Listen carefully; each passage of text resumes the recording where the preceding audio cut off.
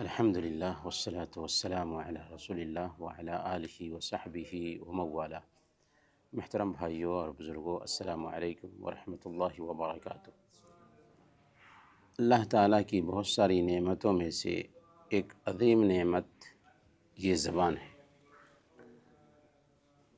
ہم تصور کر سکتے ہیں کہ ہمارے ہی سماج میں بہت سارے ایسے لوگ ہیں جن کی خواہش ہوتی ہے بات کرنے کی، لیکن اللہ تعالیٰ نے ان کو زبان نہیں دی، اپنے ما فی الضمیر کو ادا نہیں کر پاتے۔ اللہ تعالیٰ نے ہمیں زبان دی ہے جس سے ہم اپنے ما فی الضمیر کو ادا کر پاتے ہیں، لیکن یاد رکھیں کہ یہ زبان جہاں نعمت ہے وہیں امانت بھی ہے۔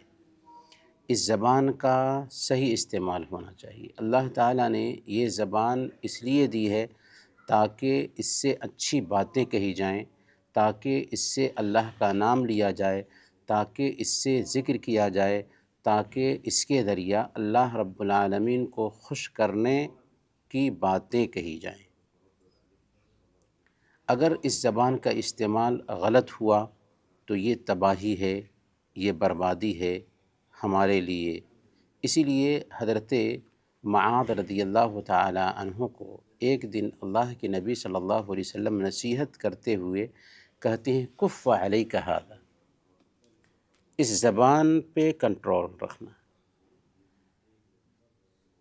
انہوں نے پوچھا کہ یا رسول اللہ، کیا زبان کے معاملے میں بھی ہم سے مواخذہ ہونے والا ہے، ہماری گرفت ہونے والی ہے؟ آپ نے فرمایا کہ اے معاذ، تیری ماں تجھے گم کرے، لوگوں کو جہنم میں اوندھے منہ زبان کی کاٹی ہوئی کھیتیاں ہی ڈالنے والی۔ تو اس سے پتہ یہ چلا کہ ظاہر میں تو ہم کوئی بات بول دیتے ہیں اور ہم یہ سمجھتے ہیں کہ یہ بس بات تھی، لیکن وہی بات ہم کو جہنم میں لے کر جا سکتی ہے۔ آپ تصور کریں نا کہ آج ہم جب مجلسوں میں بیٹھتے ہیں اور بیٹھنے کے بعد باتیں شروع کرتے ہیں تو اس میں کتنی باتیں ہوتی ہیں جو واقعی وہ بات ہے، جس کو بات کہی جا سکے اور جو مفید بات کہلائے، بیکار باتیں کرتے ہیں۔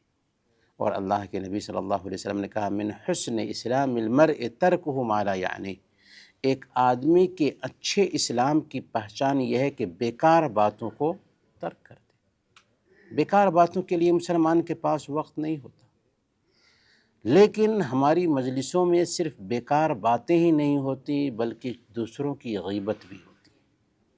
اور غیبت کے بارے میں کیا فرمایا اللہ رب العالمین نے؟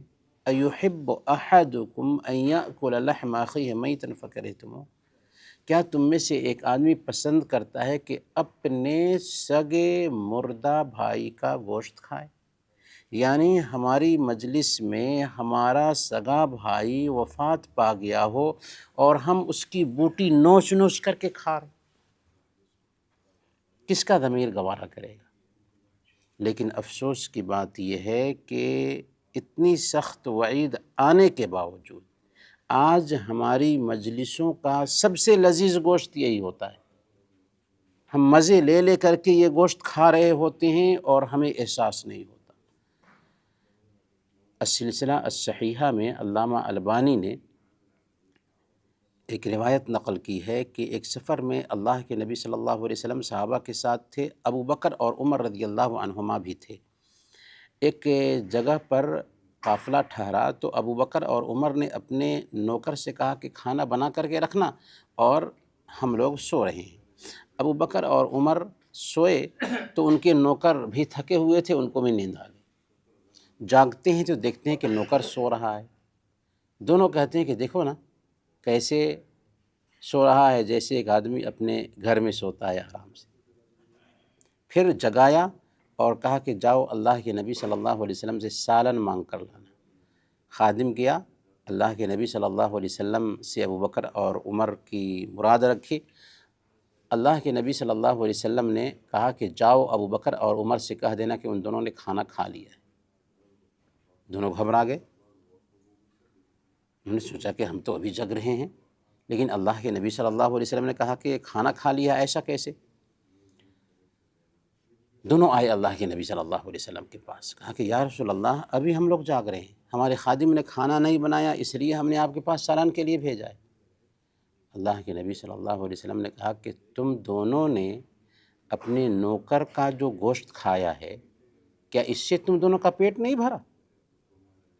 اللہ کی قسم میں تم دونوں کے منہ میں ابھی اس کی بوٹی دیکھ رہا ہوں۔ ہم دونوں نے کہا کہ یا رسول اللہ اللہ سے دعا کیجیے کہ اللہ مجھے معاف فرمائے۔ تو اللہ کے نبی صلی اللہ علیہ وسلم نے کہا کہ نہیں، میں دعا نہیں کرتا، بلکہ جاؤ اسی سے معافی مانگو جس کا گوشت کھائے ہو۔ ذرا سوچیں کتنی سخت بات ہے۔ حقیقی معنوں میں ہم اپنی مجلسوں میں سب سے لذیذ گوشت اسی کو سمجھتے ہیں، حالانکہ اس کی وعید کے بارے میں اللہ کے نبی صلی اللہ علیہ وسلم نے یہ بھی فرمایا کہ جب مجھے معراج کرایا گیا تو میرا گزر کچھ لوگوں کے پاس سے ہوا جن کے ناخن تانبے کے تھے اور ان سے اپنے چہروں کو نوچ رہے تھے اور اپنے سینوں کو نوچ رہے تھے۔ میں نے پوچھا کہ یہ کون لوگ ہیں؟ تو مجھ سے کہا گیا ہؤلاء الذین یأکلون لحوم الناس وَيَقَعُونَ فِي أَعْرَاضِهِمْ، یہ وہ لوگ ہیں جو لوگوں کا گوشت کھاتے تھے۔ کیا کہا؟ لوگوں کا گوشت کھاتے تھے اور لوگوں کی عزتوں پر حملہ کرتے تھے۔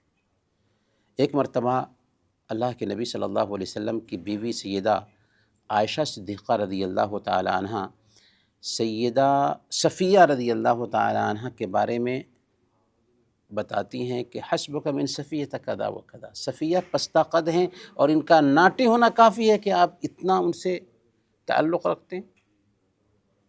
اللہ کے نبی صلی اللہ علیہ وسلم نے جب سنا تو کہا لقد قلت کلمۃ لو مدجت بماء البحر لمدجت، عائشہ تو نے اتنا خطرناک جملہ کہا ہے کہ اگر اس کلمہ کو، اگر اس گفتگو کو سمندر میں ڈال دیا جائے، سمندر کا سارا پانی گدلا ہو جائے۔